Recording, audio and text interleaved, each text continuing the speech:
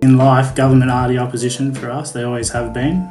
But throughout this process, they have put a lot of faith in us and allowed us to self-determine our sort of own democratic structure. So that's pretty special in itself.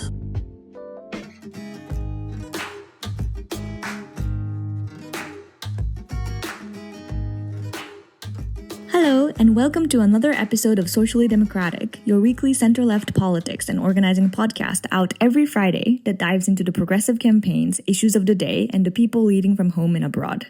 Today's episode is a part of a special collaboration between Socially Democratic Podcast and the Leading Change Network. It's a 4-series episode released each Friday in July 2024. Leading Change Network is a global community of organizing practice and learning, working to build people power for a more just, sustainable, and democratic world. We use an evolving framework developed by Marshall Gant at the Harvard Kennedy School and his associates. Through our programs, we work to connect ideas, build learning spaces, and develop relationships towards organized people power. We coach and support leaders, campaigns, and organizations. We offer learning opportunities to develop leadership and build trainers and coaches. We create spaces where our global community can actively learn from and support each other through online sessions and member-led groups. We create and document resources for pedagogical development. We are organizing practitioners, educators, and organizations from 75 countries, and we invite you to join our community as organizations or individuals. Individual membership is $100 a year, and you can access all of our learning opportunities and resources and be part of a vibrant global community. Please visit leadingchangenetwork.org to become a member or contact info@leadingchangenetwork.org for more information today. In this series of podcasts, we are going to highlight campaigns from around the world that use the community organizing framework. After the opening episode with Marshall Gantz, each following episode will focus on each of the 5 leadership practices: public narrative, relationship building, team building, strategy, and action. We hope these episodes inspire you to further explore and practice organizing.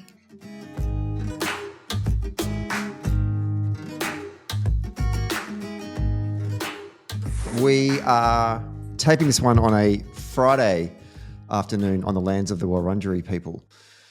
And this is the 4th and final episode of our series that Socially Democratic has been doing with our good friends and the Leading Change Network. So we've been, over this month, it's kind of like Organiser Month, I guess, or Organising Campaigns Month. We've been exploring a series of campaigns that have been conducted around the world by a whole bunch of different community organisers, embracing and applying the Leading Change Leadership Organising and Action framework.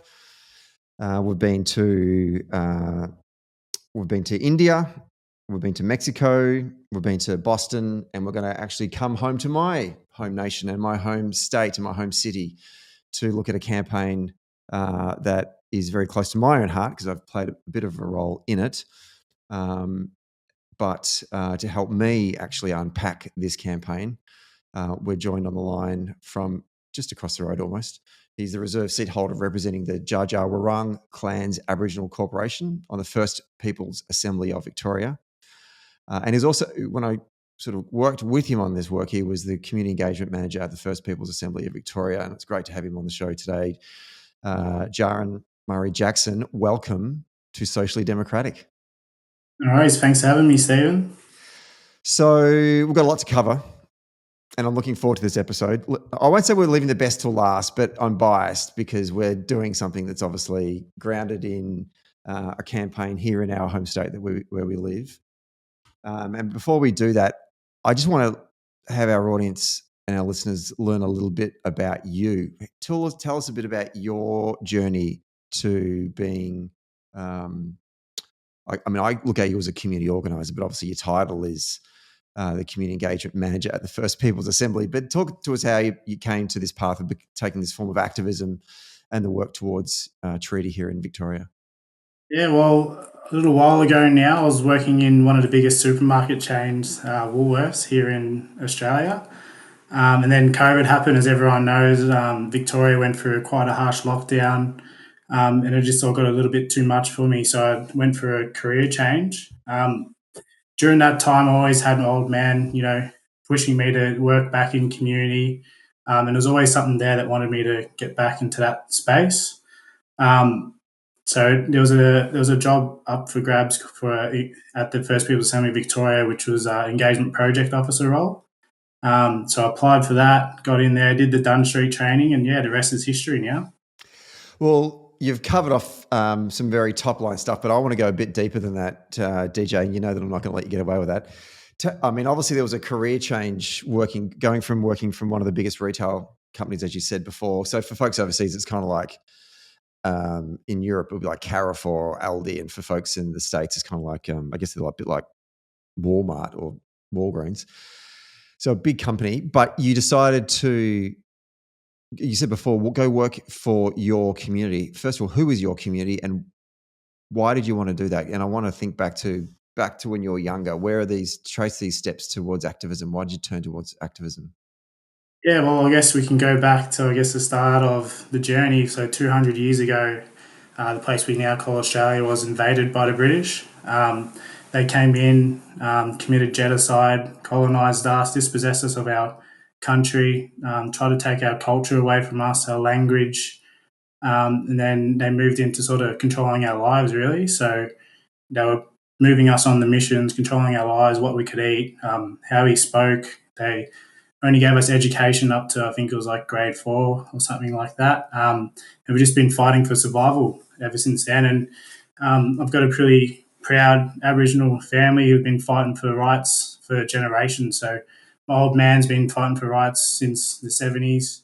His old man was instrumental in setting up the Aboriginal community controlled sector, and then so on and so forth. But I think like one of the main things that was really the driver is the memory of school, going through a bit of racism and things. And I had my dad pulling me out of school, taking me back on the country. If I didn't really get that experience, I probably wouldn't know who I was, and I wouldn't have that urge to get back into community and try and fight for some of our rights. When you say going back onto country, I think even a lot of folks here in Australia probably don't truly understand the what that means, but also the significance and the importance that it is to First Nations peoples. What do you mean by going back to country?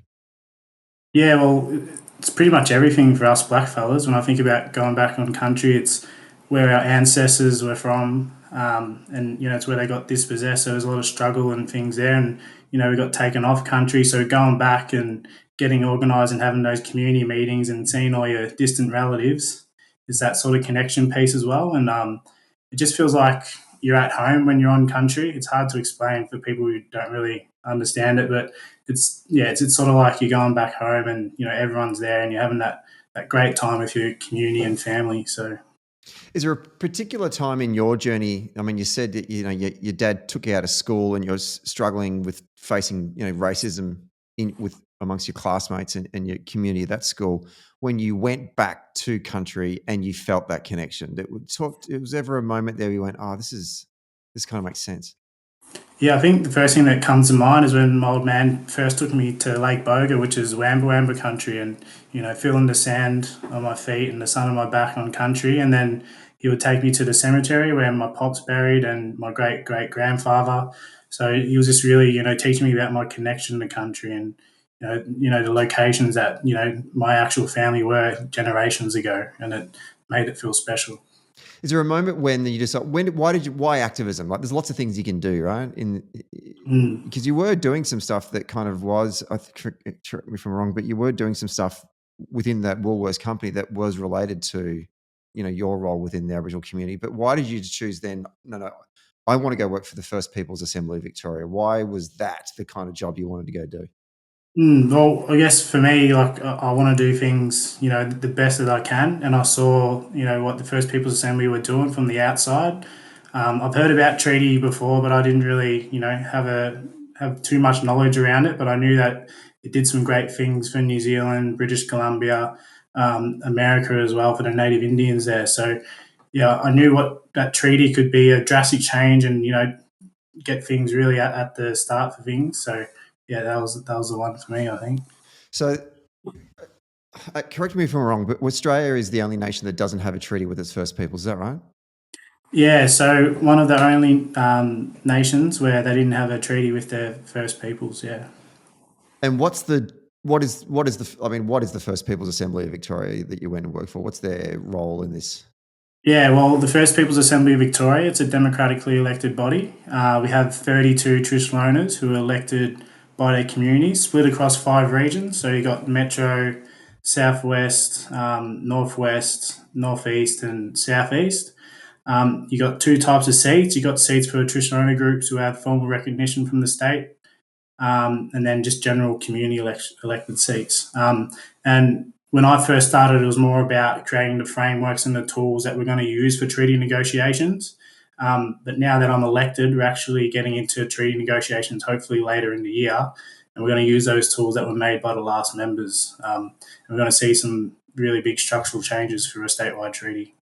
And so, obviously, what's the purpose then of this? Like, what do we want? What does the First People's Assembly want to get out of this treaty? Like, why are we doing this treaty with the state? Yeah, well, I guess I should probably explain there'll be two types of treaties. So the statewide treaty is more of like a transfer of power from government. Like I was saying before, for 200 plus years, white governments have been making decisions on First Nations people without really consulting them, without really understanding how we do things. So that statewide treaty is about, taking power off government, giving it to the First People's Assembly, because we know our people best, so we should be making decisions on things that affect them, such as health, justice, education, housing, education, and whatever else. And then there'll be traditional owner treaties. So each sort of traditional owner group will have their own treaty, but that's more about land, water, culture, and languages, and more tangible things. Yeah, okay. Very good. All right, so let's get to this campaign. Starting with the first question that we all ask when we begin an organising project. Who was the constituency that you were seeking to organise? Like, where were they situated? How many were there? Like, when you're starting to map your constituency that will stand with you, who exactly, can you describe them for us? Yep. So I guess the main ones were Aboriginal and Torres Strait Islanders living in Victoria, allies of Aboriginal and Torres Strait Islanders living in Victoria as well, our Aboriginal community controlled sector. So that's all of our, health services and things who sort of work in that space. The First People's Assembly as well and their amazing operations team, and the elected members of that as well. How many people are we talking about here, though? Because the population of Victoria is, 6.5 million or something. So within that Aboriginal community, like, did you know roughly how many folks you were seeking to organise? Yeah, I think roughly it was around 65 to 75,000 going off census data, and I think in total population of Victoria is 6.8 million. Okay, so 75,000 people. That's a lot of people to actually organise. Okay, we'll come back to some of the mapping later on. But now I want to sort of ask you, talk to me about what was the problems that this constituency of 75,000 Aboriginal First Nations peoples in Victoria, Aboriginal and Torres Strait Islanders, I should say, were facing. Like, just for the outsider's perspective, what is the problem they're facing? What's the challenges that they have every day? Well, like I said, government have been controlling our lives and saying how things are done for ages, and the status quo isn't working for us. We're dying sooner. We're getting locked up more. We're not finishing school. We have more health problems in our counterparts in this country because we're living in a system that wasn't really built for us. In fact, it's probably a system that was made to keep us down. So we're hoping that treaty is going to change those sort of dynamics, give us more control over our own lives, and put us in the driver's seat. Can you give us some examples or stories of these experiences that you're talking about? Even contemporary ones, really. I'm sure it still happens today. So, well, I guess one that comes to my mind a lot is during our last elections when I was working in the community engagement role. I had to go to every single prison in the sort of sector. Every single one that I went to was tough to go in there, seeing how prisons work and things like that. But we were always the most overrepresented people in every single prison that I went to.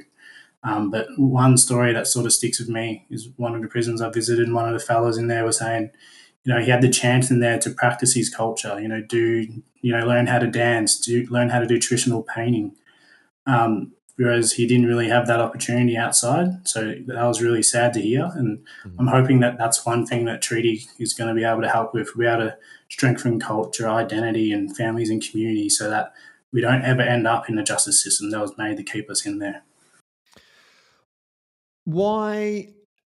I mean, this sounds like a stupid question to ask, given the challenges that your communities face. But why hasn't this problem been solved? Like, you think about it when you're looking at examining change. And in a minute, I'm going to ask you in a minute what does change look like, right? But before we do that, we need to examine, well, why hasn't this problem been solved? What are the barriers that are stopping Aboriginal and Torres Strait Islanders seeking the change that they want? Yeah. The problem hasn't changed because governments have been controlling our lives since they've been here.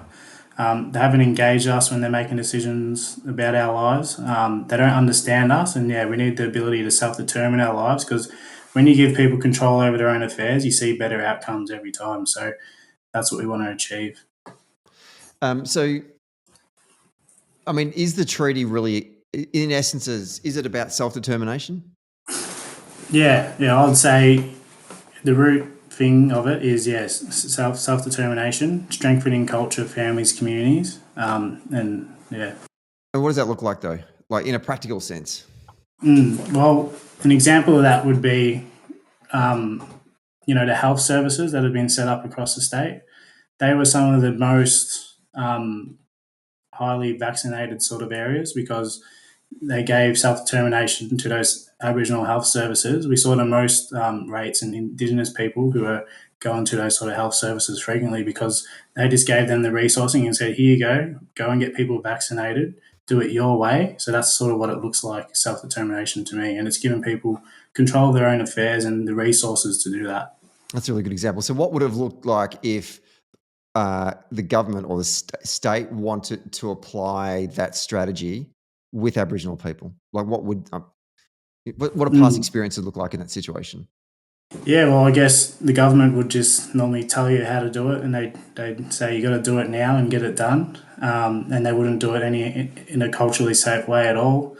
And you probably wouldn't get many people really engaging with a process like that because they didn't have any control over it, and they didn't have any say of how it should be done. Yeah, right, okay. Mm. How frustrating is that for the constituency, though? Like, prior to this conversation about self-determination and treaty, like, I mean, how is Aboriginal and Torres Strait Islander folk feeling about the way that their relationship is with government and with services and broadly with society? Yeah, well, it hasn't really been a good relationship, like I would say, for 200 years. They've killed us since then up until now, whether it be, in the prison system or back when colonisation happened. And we've been marching for our rights for decades and years, and, that's not going to stop until we reset the relationship and, you give us control of our own affairs. What is when thinking about this change and self-determination is the pathway to addressing some of those problems, many of those problems that you've just listed, what's the link there between self-determination and treaty? Well, firstly, it comes back to that statewide treaty that I mentioned earlier. So we want the decision-making power that government currently have, where they make heaps of decisions about our health, our education,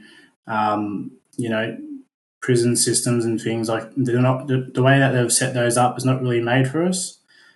So it's better off if you give us the decision-making power, the resources to do those things, and then we'll be able to build it to our community because we know our communities best because we are our communities. Yeah, okay. Well, okay, let's... So is it right to assume that is treaty the overarching long-term goal for the campaign? Like, is that remember we talked about the mountaintop? Is treaty the sort of the first big mountaintop that we're working towards? Yeah. I'd say statewide treaty is probably like the first little gap, but what we really want is self-determination and control of our own affairs. Yeah. Okay. Right. So then, when working out your strategy and thinking about that work towards treaty, what did you work out your strategic goal was going to be that you needed to get to get closer to that first goal, that first big mountaintop, I guess, which is treaty? Where did you start? Yeah, well, we had to build an electoral roll. As I said, we are a democratically elected body, but we started with zero. Our first election in 2019 saw that jump to about 2,000. So to legitimise the whole process, we had to increase our electoral roll in the eyes for government and for community as well. Because back then we only had 2,000 votes, and people were saying, "Is this the real deal or not?" So throughout this campaign, we've seen a massive increase in that, which is exciting. Okay, so why the electoral roll? Why was it important for you to? Because obviously, I'm assuming you started from. Oh, sorry, I assume I know this. You started from scratch, right? The government didn't then hand over to the First People's Assembly and say, "Hi, everyone. Here is the role of all Aboriginal citizens that live in the state of Victoria." You had to. They didn't give you anything. Basically, there was no infrastructure, right? So you had to start from scratch. But why did you feel the need? We needed to build an electoral roll to elect our assembly members to then negotiate the treaty. Why was that important?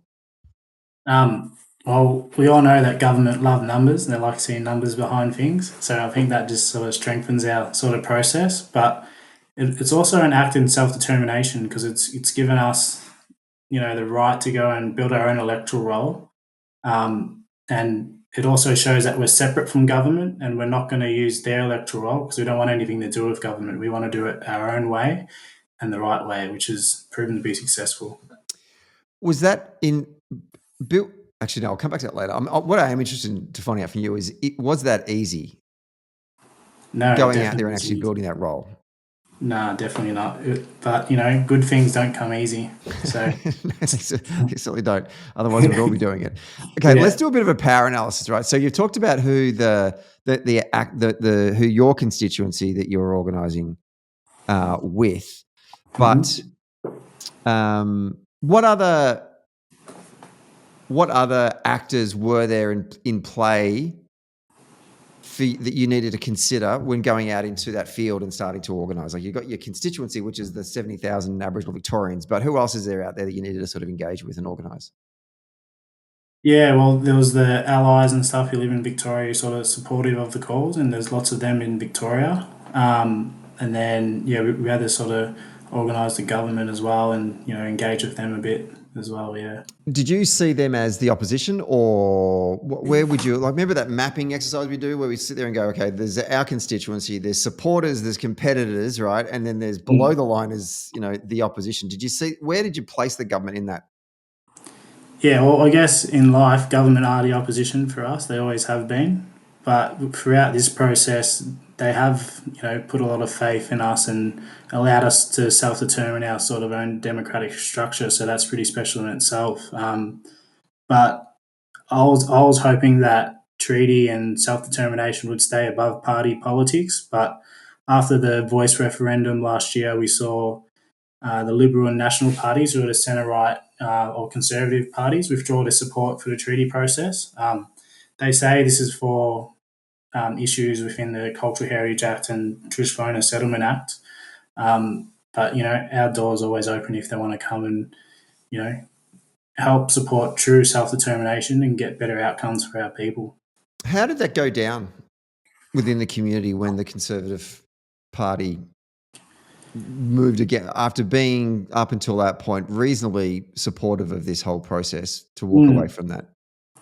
Well, they were actually very supportive. They helped put all the frameworks and the tools through both the lower and upper house of Parliament. So it did come as a bit of a shock for us at the Assembly and community, but it was sort of half expected after the voice referendum, because we saw a lot of states sort of drop off treaty and truth. So we sort of knew that they might follow suit. I mean, that's the other thing to note, is that what's going on right now in Victoria is unique, but obviously other states are in some ways moving along this journey as well. Obviously, I mean, Queensland were considering it. I know that South Australia are doing some stuff as well. You've got a much better idea of what's happening across the other states, yeah?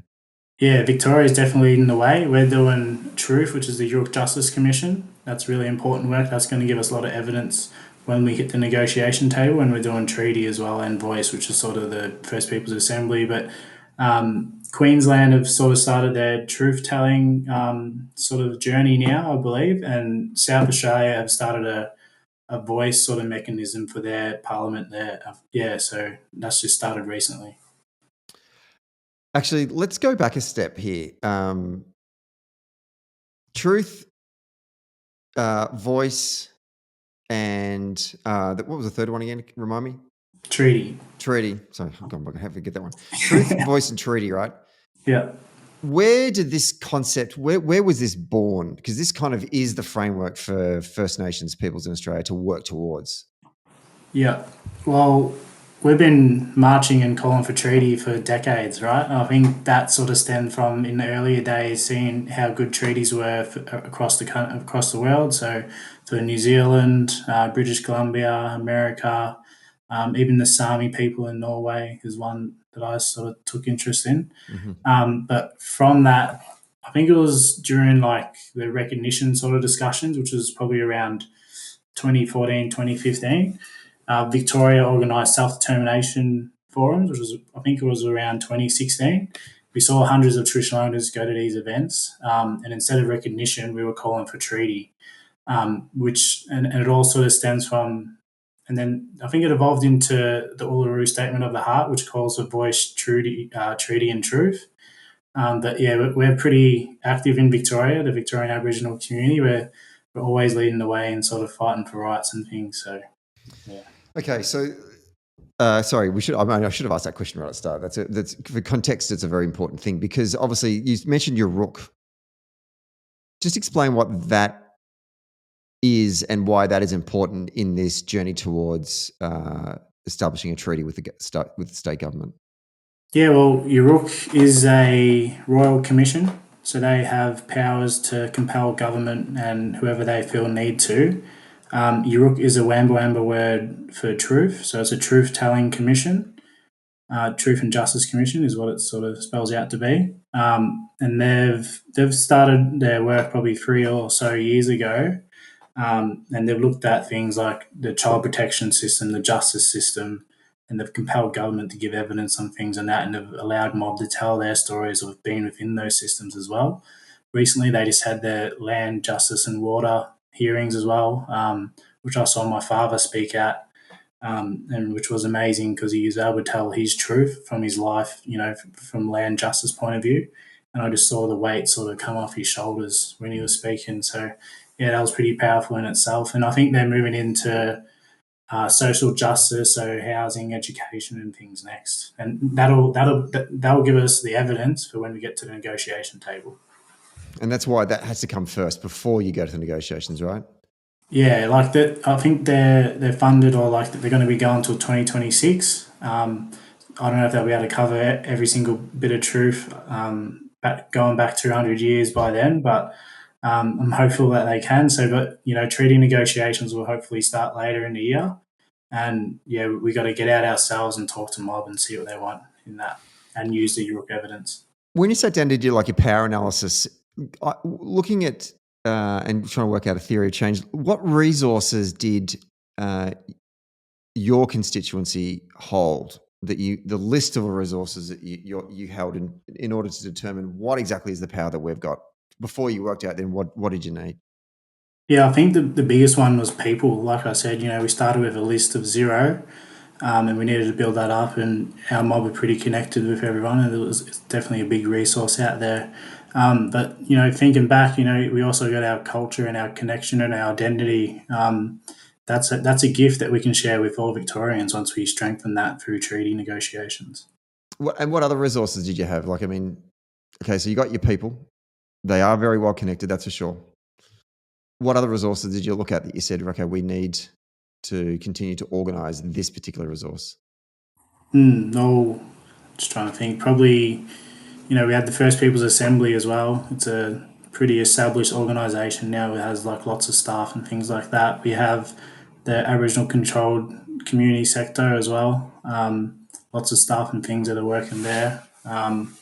Yeah, and I think like the things that we really wanted is the resourcing, and so we can enable our own self-determination. Yeah, okay. So coming out of that, I mean, one of the things I've always found remarkable is that despite all of the challenges that Aboriginal Victorians experience, they're very well organised both formally and informally. And by formally, I mean a lot of the organisations that you mentioned, plus the establishment of the First Peoples Assembly as well. But then the informality of the Aboriginal community. I wonder if you can talk to me a little bit about that, just so people can understand about how family structure and why family is so important to, I mean, family's important to everyone. It's not just something that's the domain of First Nations peoples, but it certainly is something that is a strength of your community. And how, just give us an insight into what that looks like and how that works. And I guess later on we'll talk a bit about how we kind of leverage that resource in our campaign. But just tell me more a bit about the importance of family and how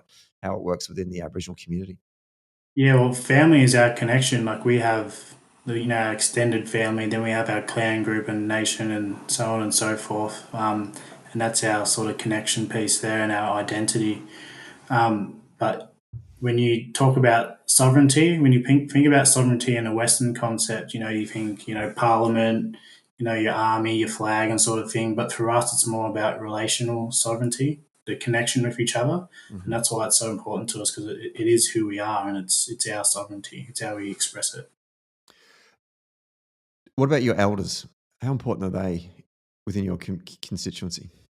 Yeah, elders are massive. We got a saying here in Victoria. I'm sure we have it across the whole nation as well. But we're walking in the footsteps of giants. So they laid all the groundwork for us. Without them, we wouldn't be in the position that we are now. And the Assembly are looking like we've set up an elders' voice now. He sort of gives us members advice on things, and they're going to be really crucial when we get into negotiations as well because they'll give us that cultural advice and that leadership. Sidebar question: when do you become an auntie or an uncle amongst mob? I've yet to work this one out. Yeah, it's a tough one. It depends on who you talk to, but I guess in my mind, it's someone who's well respected in their community. They've been around for a long time. They're strong in their culture and identity, and yeah, they're leaders in their own right as well.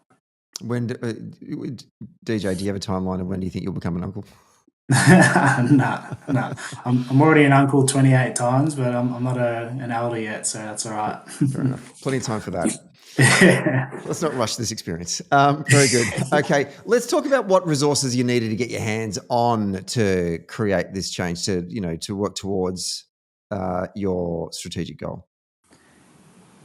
Yep. So the resources that we needed, I think, when it comes to my mind, is all the decision making and powers that government have over us at the moment, and the resourcing that goes with that. Yeah. What do you think the government wanted from the resources that you held? I think the government at the moment, they like to be seen helping people out, especially people who might be sort of struggling in some way or another, and yeah, so they really want to be seen doing the right thing by us, and they've really just thrown us the keys and said, here you go self-determine a process and what that's going to look like for yourselves. So yeah. So reputation is obviously important to them. But in order for you to build your power, like, could you just rock up to tomorrow with the group of members of the Assembly and start negotiating with the state government? Would that land, or like, are you ready, or do you need more time to build your power? And what does that look like? Well, like I said before, the framework that sort of got developed by the last members. So there's a treaty negotiation framework, which is the ground rules. Then there's a treaty authority, who's the umpire oversees negotiations, and then there's a self-determination fund. So we probably, in my mind, I don't think we could go up to government and start negotiating right now. Well, firstly, because the treaty authority isn't established, we're hoping that that's sort of done and we can apply to start negotiating in July sometime. And then in my mind, we still have to go talk to all the experts in fields such as justice, health, education, people who've been working in the space for ages. We need to bring them along and have their input into, what a health treaty might look like, or what does justice reform look like. So we still got to get out and talk to the mob before we get to the table. So plenty of work to be done. Okay, so let's talk about the if the overarching goal is treaty and building power is centered on numbers, enrollment. Did you end up coming up with a strategic goal, like a meaningful specific type of goal that you could work towards, like a goal you can say, okay, that is something I can see, we can work towards that. What was that goal in the end?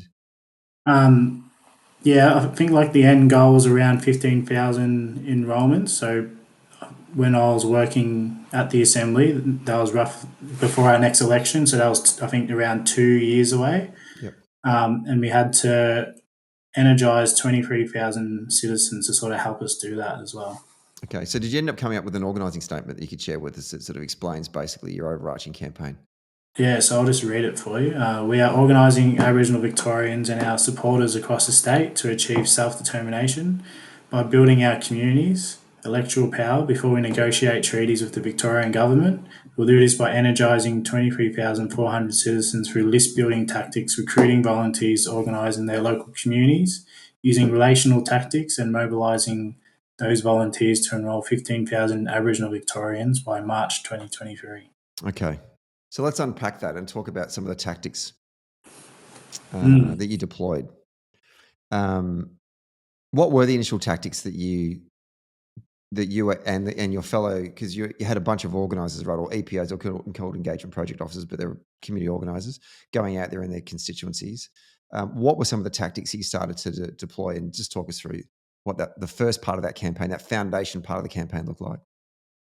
Well, I was hired probably in like the second wave of engagement project officers. I think all up until when I was a manager, we probably had 14 to 16 engagement project officers across the states, or EPOs as I like to call them. So we did the training with yourself. So trained them in GAN's framework of leadership, organising and action across 14 weeks. So that was public narrative, relationship building, strategy, structure and action. And then after the training, we got the organisers in their own communities to begin and introduce treaty and try and get people enrolled. Back then, we were talking about what should the frameworks and the tools look like when we start negotiation, whereas so it was pretty hard to get mob on board. But now that we're actually talking about outcomes and, what does a health treaty or what does justice reforms look like or what does land back look like, people are actually getting more involved with the process and they're actually seeing that we're actually making some leeway now. You said that it was hard to get mob on board at the start. Why? What were the barriers? Well, starting with a list from zero and starting with an organisation from the ground up, no one really knew what the First People's Assembly was. So it was about getting out and about and, informing them of this and what treaty is and what it could actually do for them. And then this all happened 2019, the assembly was established, and then the next year COVID happened. So it was even harder to get out and about and talk to people and engage with them because, especially in Victoria, because we had lockdowns and things and you couldn't really do too much. So, yeah. Yes, don't remind me. We were the most locked down jurisdiction in the world. There's a record we don't want to keep. Okay, so you hired 12 to 14 organisers. They're going out there. They've been trained in the Gantz framework, and they're going out there and talking to mob.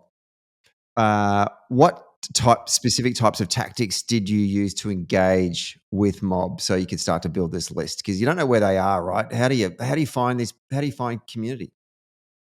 Yeah, well, I think the most important thing for actually finding people were pop-ups at events organised by other sort of organisations and community. We're pretty active in Victoria. We have the Aboriginal Football Carnival, the Aboriginal Basketball Carnival, and other events like that. So we're able to piggyback off those, set up a pop-up, get people to enrol. If they enrolled, we would often give them a treaty T-shirt like the one I'm wearing now. Nice, Which good plug. Quite well. Yep. And then once we got people onto our list, we would then invite them to community events. So we had a range of different events that we did. We did information events on what are the treaty frameworks and how do they see them sort of being shaped. We did fun events as well. So we did mob movie nights, Treaty Cup basketball match, and the biggest event we did was a full-blown concert, which just showed all the deadly black artists that we have, which was called Treaty Day Out.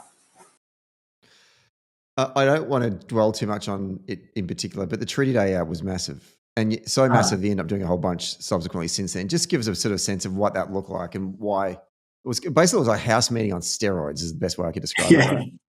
yeah, definitely. It took up a lot of the team's time, Treaty Day out, because you had to do lots of phone calls for the whole region to sort of get people to attend to that. But you would see thousands of people attend onto one location just to see some black artists play some music. And then off to the side, we would often have our organisers working a stall or members even there having yarns of community, which is really good. I think we've done 3 or 4 of them now, and we hope to do another one in Gippsland sometime soon. My home turf, about time as well. Can't believe you waited that long. Love it. Okay, let's talk about some of the framework and how that you applied that, because obviously before you began this, you'd never heard of Marshall Gantz, you'd never, sort of were aware of this sort of organising framework. Starting with public narrative, how did that play a role in the campaign? Yeah, well, public narrative for myself was massive because instead of just rocking up and doing a boring slide deck on, the treaty negotiation framework, I would actually get up and use my public narrative. But one of the key events that I sort of fondly remember of this is one of my community events at the Koori Heritage Trust. It was more like a bit of a workshop type event where we were testing ideas and asking them questions. But after each question, I would get each table to sort of report back the things that they were speaking about in that sort of question time. And then I would use what I heard in those feedbacks into the story of us. And I sort of said, if you want these things to happen and change, I need your help to reach other people to enrol them. If you want to organise a community event or something along those lines. And I saw that had a lot more pull into people following up with me after the event. Whereas if I just did the slide deck and did the same boring stuff, I wouldn't get as many people coming up trying to have follow-up one-on-ones or organise an event straight away with me. So, how did you feel when you first got up there and the very first time you actually, in a public setting, shared your story of self? Yeah, like it was a bit daunting at first when I was like about to use it. Because you do the training and you sort of understand how it's going to work, but like actually doing it and making yourself feel vulnerable is like it's a big thing, and it's hard to get out of your comfort zone. But once you do it the first time, it just sort of flows on after that. And what was the response, do you think, the very first time you got up at that Koori Heritage Trust event? You sharing a story of self, you listening to the folks in the room, pulling together a story of us, and then coming in with a story of now about what the urgent ask is for us to do to get us closer to this goal. How did the response from the folks in the room that night compare to when you'd just done the regular rock up PowerPoint, here we go, treaty? What was the difference? Yeah, I had multiple people. I think it was like 7 or 10 or maybe more come up to me after the event at the Koori Heritage Trust to get my details and organise a time to catch up with me next week to sort of progress that further. So it just shows you how the sort of things that we were taught are sort of linked in together. Because I did organise a community event. I did phone calls and a list to get people there. I did my public narrative, which got people to get more involved and follow up with me and organise a one-on-one, which then led to them organising another event of some sort. So it went really well. Whereas before, I'll just do the frameworks and everyone was at the end was like, "Oh, okay, it's over now. It's time to go." Yeah. One-on-ones, good segue into relationship building. Now, you spoke earlier in the podcast about the informal interconnectedness of the Aboriginal community in this state and also across the country. But relationship building still was an important part of this work. Why was it important, and how did you go about seeking to build intentional relationships throughout the community? Yeah, we all probably know each other in some way or all probably related in some way or another, but, catching up with someone and actually trying to get a commitment out of them and, building that relationship throughout that sort of process was really instrumental in the whole campaign. And the team, I think they had to do 2 one-on-ones a week in regional and 4 in metro. And sometimes they didn't always hit their targets, but they were always catching up with someone and trying to progress that further to reach more people to get them more involved as well. And what in those one-on-ones, what were the EPOs asking of that person or those members of the constituency? Yeah, a lot of the time I think the commitment was either to help organise an event with their sort of networks or, finding out people who who they can help connect them with and things like that, just so that they grew that sort of network as well.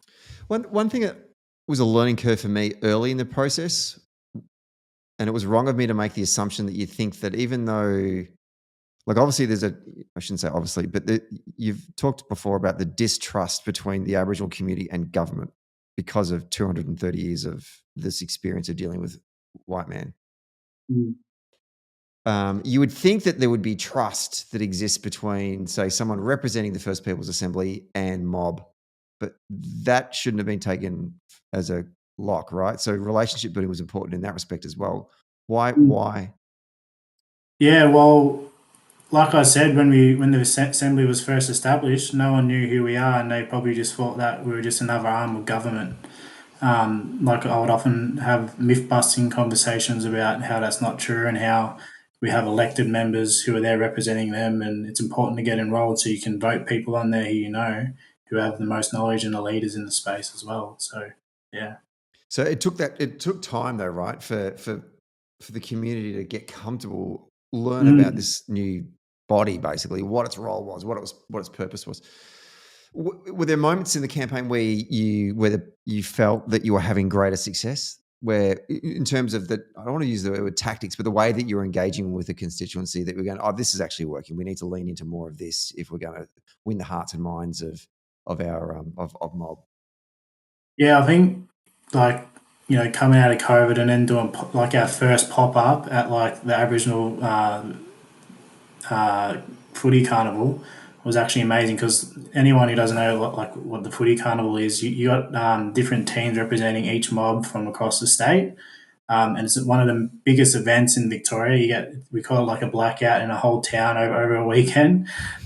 So you see hundreds of blackfellas in the one spot, and just having like the support of comms who made us a gazebo which said the First People's Assembly, that brought people's attention over, and they'd come over and have a yarn and go, oh, what's all this about? Like, what is it? And just informing them at the actual pop up, either getting them to enroll on the spot or getting them to fill out a thing to get their contact details so we could follow up with them eventually.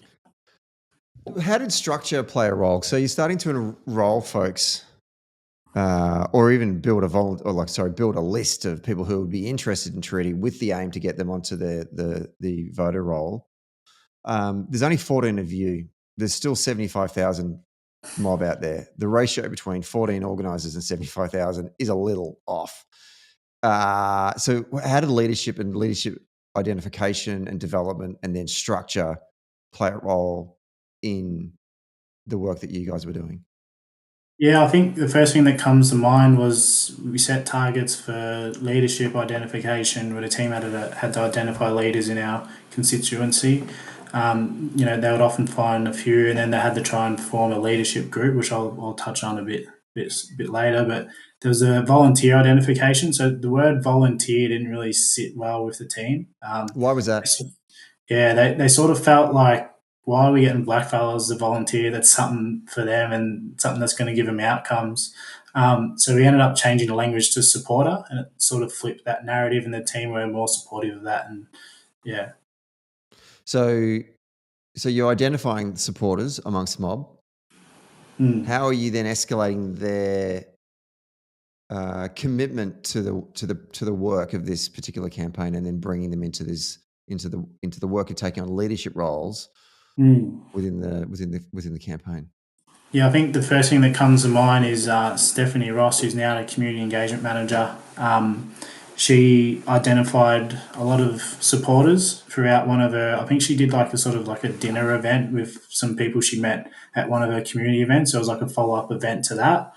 And then from that, she identified her leaders, and then she made a leadership group that they met, I think it was weekly or bi-weekly, and talked about how they're going to get them more involved and what they wanted to do. Steph didn't really tell them, oh, you should do this. She was just sort of giving them the space to sort of organise themselves. I think they ended up doing a sort of park event where they brought all their connections. Everyone helped out in one way or another. Some of them were doing their own stalls with their own businesses and things like that, and it was a really successful event. Do you have an example? That's a great example you've just given. There are one of the things I love about this framework, particularly in leadership identification, is seeing someone who you would not ordinarily expect to, like, you know how sometimes in campaigns people can just write people off and think, oh, they're just not going to get involved, so therefore we just don't do that. Whereas if you open the space for people to get involved, you give everyone an opportunity and allow them to step up into these roles. Whether they start off as a supporter and then maybe they're like doing a little bit more work, and the next minute, is there any sort of examples of some folks that you found in this work that bucked the trend, bucked the system, and actually, through the leadership identification and development?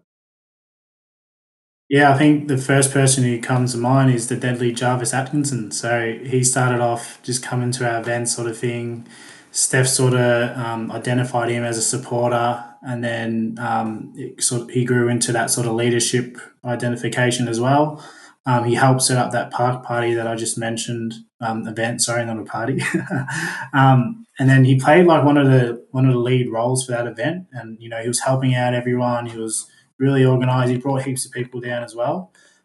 So then Steph's like, hey, did you want to do your own sort of community event with your own networks or something? And then Jarvis was all for it. So he took the dive into it. He organised a community event in Shepparton, which is his hometown, which is 100 or 200 Ks out of Melbourne. I could be wrong. Don't test me on that. But I think leading up to the event, Steph and yourself trained him on public narrative. His story, which I won't repeat because I won't do it any justice because it's amazing. He organised this event. We reached people who would have never have engaged with the treaty process because of his connections in that community. He did his public narrative, and I'm pretty sure there was a few tears in the room. And yeah, it was just amazing. And then after that, I said, "Look, we got to hire this fella. Like he's amazing. He's bringing in people we've never even spoke to before. He's making people cry. He's one of the best fellas ever. So yeah, it's amazing, and he's still working for us now. And he was living in Melbourne, and he was a Metro EPO, but he's now made the move back home to Shep, and he's doing lots of great work out there. So shout out to him. It's a great story, and Steph coached him in his public narrative. I had absolutely nothing to do with it, and that's a testament to this whole framework, right? That Steph was an organizer, and then she goes out and then develops the leadership of others. So shout out to both Steph and Jarvis. Okay, so at the end of the campaign, well, I know the campaign's still going, but in the campaign that we were talking about, the campaigns never end, do they? What was the outcome measured against your organising statement? Just get a sense, and we'll do some pluses, deltas, and key learnings from it. But I just want to get a sense of what was the actual outcome to that point. Yeah, well, all the work that I've sort of spoken about led to one point. So our second inaugural election. So that was the outcome of it, but. We saw a doubling of our voter turnout and a tripling of our electoral roll from 2019 up until our second election, which was in 2023, which was an amazing event. And we even saw, our head of state, Dan Andrews at the time, mentioned this in our first chamber, which was amazing. And we've seen Jacinta Allen, at the current Premier now, also mention it, and Natalie Hutchins, who's the Minister for Treaty and First Peoples, they've mentioned it in their Yuruk hearings quite recently. So amazing work, and couldn't have done it without some key people at the First Peoples Assembly. So Amy Russ, who's head of comms and engagement, and Stephanie Ross, who's the current community engagement manager, and the whole engagement team, who without them, none of this would have been possible, and we would be sitting in the spot we are now. Absolutely. Let's do some evaluations. Pluses. What were some of the pluses from the work that you all did in this campaign? Yeah, well, I think doubling of the turnout and tripling of the electoral roll was amazing. And hearing all these politicians mention that is actually amazing as well when you think about it yourself. But the development of the engagement team as well, that's amazing. They all have skills that they'll now have for life, and they can take that wherever they go in life now. Even myself, like throughout the training, it activated my leadership, and now it's got me sitting on the assembly. Like if I went back to when I was cutting up meat as a butcher at Woolworths, I definitely wouldn't think I'd be sitting in an elected position about to negotiate the country's first treaty. So, yeah, I guess that's personal for myself. And then, of course, Jarvis, like his story is just absolutely amazing. I think you should get him on here one day, just even if he just does his public narrative or something. Like, yeah, it's actually crazy from where he's been to where he is now. It's amazing. So, What about the challenges? The deltas from what came up in the campaign that was like, well, okay, this is something we're just going to have to make some adjustments for. I think we did do an amazing result in the end, but we did come short of our targets. That's a little bit of a delta there, but like the work that the EPOs do, it is hard and it's isolating work. They're out, especially the ones out in the region. They're out on their own, working themselves, and like the work is very hard, and the scope of it's very, very broad, and you got to do a lot of things. And their regions are quite vast in terms of the land mass that they have to work on. And we're always working towards government timelines, which is something we even talk about at the member level. Like we're still at a whim of government. We still need to do things before the next election every time. So that sort of makes you have to work your butts off to legitimise what we're doing and make sure it gets over the line.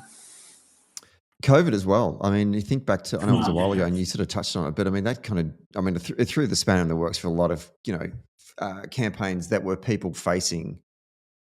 But I mean, that in particular, there was a real concern amongst the First Peoples community here in Victoria about the impact that COVID would have on their health and prioritising, right? The campaign versus people's health. I mean, that was a huge challenge. Yeah, it's very hard, and like we're very social people. We like doing things face to face, so we can see each other's body language, give each other hugs and things. So if we're on a screen like this, it's hard to sort of engage and get people feeling what treaty's about and feel the excitement of it. And key learnings. What's the things you've taken away from this campaign that, and I'm sure folks that will be listening to this, not just here in our state of Victoria, but mob outside of us, Victoria, but on this continent that are pushing for a treaty. What are some of the key learnings that you would want to pass on for folks wanting to do this work? I think the key learnings, the framework gives a lot of structure to our work, and without it, we'd probably just be still going out doing slide decks and getting people to try and get involved. But it's the freedom within the framework that sort of made this so special for us, being able to adjust it slightly just to match our communities and the way we do business was great. The changing of the word of volunteer to supporters, house meetings to community events, and the wide range of them that we could do ourselves. So, yeah, the freedom in the framework for me was probably the best thing. Well, DJ, it's been an honour to not just record this podcast with you, but to work with you on this campaign. You're being very humble in your own self appraisal, but it's been remarkable to watch you, as you said before, going from a butcher to, no, there's nothing wrong with being a butcher. I mean, we all love our meat, so it's it's a very important role in our community. But to take on this leadership role within your community on the assembly has been remarkable. But I remember our very first training session together many, many moons ago, and to see you constantly step up, have this intellectual curiosity, embracing a framework that some people would think is just American mumbo jumbo and it's a load of bullshit. And I'm not going to get into it, but you had an open mind to everything. You tried everything.